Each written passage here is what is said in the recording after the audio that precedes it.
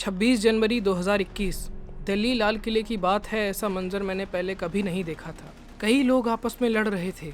मैं उनकी चीखें, उनकी आवाज़ें साफ साफ सुन पा रहा था। एक न्यूज़ रिपोर्टर भी वहाँ था। वो भी डरा हुआ था बहुत बुरी तरह से, क्योंकि पुलिस भी उसको मार रही थी और वहाँ आए लोग भी। उसे समझ नहीं आ रहा था कि उसकी गलती क्या है, वो किसकी साइड है।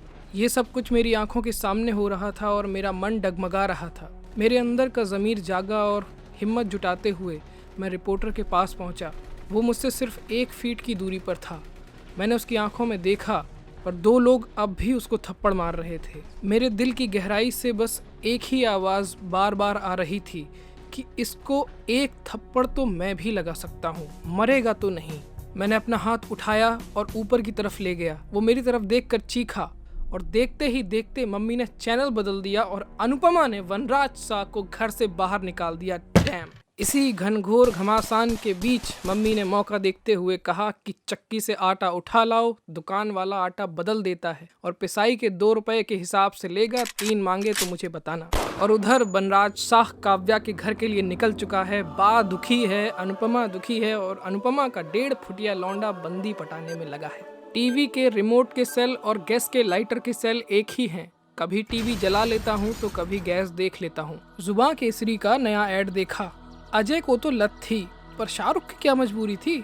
ऐड में खाते हुए दोनों को दिखाते हैं, पर खाने के बाद थूकना भी होता है। इनके गुटके थूकने का रहस्य कल मुझे अखबार की एक हेडलाइन में मिल गया। कल ही खबर पढ़ी मैंने। भारी संख्या में भीड़ मन्नत के ऊपर झंडा फहराने की कोशिश कर रही थी। इनकलाब जिंदाबाद के नारों से मन्नत गूंज उठा। गार्ड चीखता रहा कि लाल किला दिल्ली में है, लाल किला दिल्ली में है। पर जब तक केसरी रंग छूटा तब तक तारे ज़मीं पर देखी तो एहसास हुआ कि हर बच्चा खास है, अलग है, क्योंकि पीके ने कहा है। और इसी बीच वेदांतु का ऐड आ गया तो समझ आता है कि पीके ही बोलता है। पर अच्छी एक्टिंग करता है बंदा, एकदम रियल। अगर गिरगिट का रोल मिल जाए तो जान डाल देगा। गिरगिट से याद आया कि घर में छिपकलियां बहुत हो गई हैं। छिपकलियों को देखता हूँ तो तरस आता है। कभी इनके पूर्वज डायनासोर हुआ करते थे, आज एक एक कीड़े की मोहताज हैं। और इंसानों को देखता हूँ तो हंसी आती है कि ये पहले भी बंदर थे और आज। खैर, समय कैसे कैसे दिन दिखाता है। कोरोना भी खत्म होने का नाम नहीं ले रहा है और घर से छिपकलियों और कोरोना को भगाने के लिए मैंने कक्कर प्रजाति के गानों का प्रयोग किया। काफ़ी कारगर साबित हुए। मेरे कान रक्षक यंत्रों में भी दरार पड़ गई है। मिनट की सुई घूम जाती है, घंटे की सुई भी घूम जाती है। संडे कब था याद नहीं, सोमवार कब है याद नहीं। सूरज अब भी वैसा ही है, हवा अब भी वैसी ही है, बस हमारी शक्ल बदल रही है। अब बैठकर फीते बांधे नहीं जाते तो बिना फीते वाले जूते ले लिए हैं। खूंटियों पर टंगे कपड़ों को देखता हूँ कि सबसे कम गंदा कौन सा है, वही पहन लेता हूँ। बाकियों पर तो मिट्टी की परत इतनी मोटी है जितनी लड़कियों के चेहरे पर मेकअप की होती है। मेकअप से याद आया, पास के ही पेड़ों से रात में चीखने की आवाज़ सुनाई देती रहती है। चूड़ियों की खन खन होती है, वो भी 3 बार। उड़ती उड़ती हवा आई है कि पहले यहाँ कब्रिस्तान था। चचा कहे कि शमशान भी तो हो सकता है। पता लगाने का एक ही तरीका है, जब वो चीखे तो पत्थर मारते हैं। देखें हिंदी में गाली देती है या उर्दू में। बातों के बगीचे बन गए पर हिम्मत किसी की ना हुई। खूब चीखी वो, पर हम कभी खिड़की खोल के टॉर्च नहीं मारे, ना उसके पीछे गए। अपनी भी एक इज्जत है। दिक्कत तुम्हें है, तुम हमारे घर आओ, हम क्यों आए। जरूर इसको मच्छर काटते होंगे। गर्मियां शुरू हो गई हैं और मच्छरों की तादाद घर में दस्तक दे रही है। मच्छरदानी लगाकर अपनी अहिंसा का परिचय दिया जा सकता है, पर चिटर पिटर करके मारने में जो एक अलग ही आनंद है। खिड़की के पल्ले में एक पतली सी जगह बन गई है। कभी कभी घोंगे वहां से आ जाते हैं। 2-2 आंखें थीं, वो भी मुंडी के बाहर। फिर भी ये जमीन से 7 फीट ऊपर चढ़ के आया होगा, रेंग रेंग के। वो भी कमरे में जहां इसको खाने को कुछ नहीं मिलेगा। मर गया भूखा फिर, घोंगा कहीं का। घोंगे हटाते हटाते बीच में ये ख्याल आ जाता है कि अभी दुनिया भी बदलनी है। घर के बाहर जो पौधे लगे हैं उन्हें देखता रहता हूँ जब तक वो सूख नहीं जाते। फिर कभी कभी उनकी लाशों को पानी दे देता हूँ। सूरजमुखी और गुलाब के फूल मुझसे नाराज रहते हैं, कभी मिलते ही नहीं। पड़ोसी पौधों से पूछता हूँ तो बताते हैं एक छोटी सी बच्ची है, वो फूल तोड़ती है, फिर उसका एक एक पुर्जा अलग करके नाले में फेंक देती है। Can you find me? वो बच्ची मिल जाए तो मेरा उसके साथ 2-4 घरों में गश्त लगाने का प्लान है। सुना है उनके यहाँ गुड़हल और कनेर के फूल भी हैं। कार चलाना सीखना पड़ा, पारिवारिक दबाव बहुत था। गाड़ी में 5 टाइप के तो सिर्फ गियर हैं और रिवर्स का अलग है।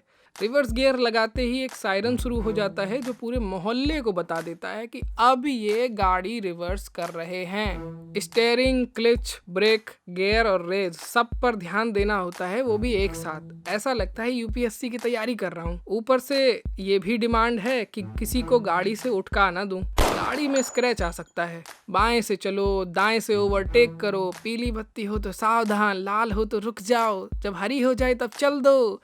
ऐसी गुलामी भरी जिंदगी जीकर क्या करूंगा। ऊपर से लड़के दहेज में गाड़ी मांगते हैं। सोच में ही गुलामी है।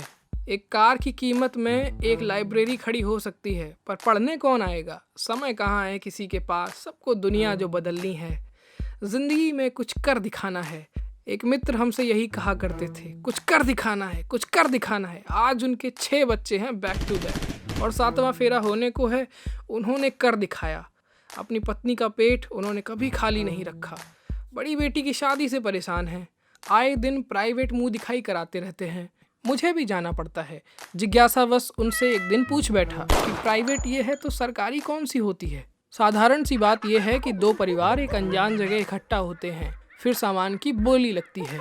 लड़की को कहा जाता है कि ढोलक बजा लेती हो, थोड़ा रुक जाओ, बजा ही लेती होगी। वो बोले, चल के तो दिखाओ बेटी, लंगड़ी लूली तो नहीं है।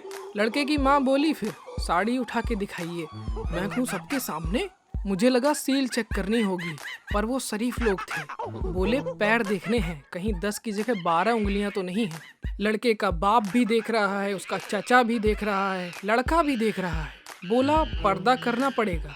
लड़की बोली ब्लाउज खोल देती हूँ, सही से ही देख लो, बस पकड़ना ही तो रह गया है। बोली नहीं, पर सोचा तो होगा। लड़की के पैर काले हैं और ये बात चुकंदर जैसे मुंह वाले लड़के ने बोली। पटती तो वो वैसे भी नहीं उससे, अरेंज मैरिज का ही तो सहारा है उसे। मम्मी का राजा बेटा जो है। 20 लाख कैश एक बड़ी रकम होती है। 4000 महीना के हिसाब से लगभग 40 साल के लिए एक नौकरानी रखी जा सकती है। 1000 अगर और बढ़ा दूं तो सेक्स तो दे ही देगी, झिकझिक भी नहीं करेगी।